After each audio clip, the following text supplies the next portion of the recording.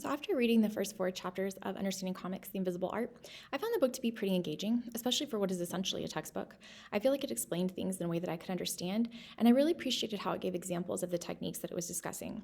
For example, in the Reader's Advisory textbook, it talked about different visual styles in Chapter 3, but I found myself having to go back and Google a bunch of titles that it mentioned so that I could visualize exactly what it was describing. So what I really appreciated about this book was that when McLeod mentioned a technique or a piece of sequential art, an example of it was provided right there on the page to reference immediately.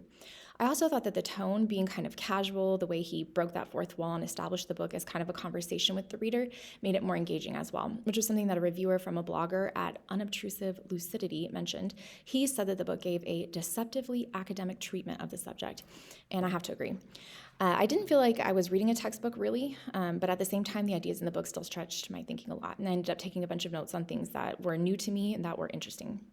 I also agreed with the review that I found at Publishers Weekly, which summed up the book as being accessible and quite amusing.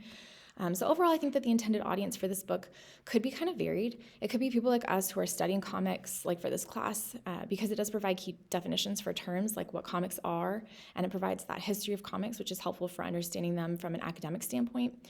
I didn't get the impression that the target audience was specifically future or current librarians. It seemed more like it was meant for people who are studying the format, who maybe want to understand what comics are or why and how they're developing as a medium. But I also think that the audience could be comic writers and illustrators as well, because there are a few times where he addresses the way that authors manipulate the reader's experience with the text by using like the different shaped text bubbles or lengthening the panel or something like that. So it could be people who are maybe interested in beginning to understand how to craft some comics of their own as well.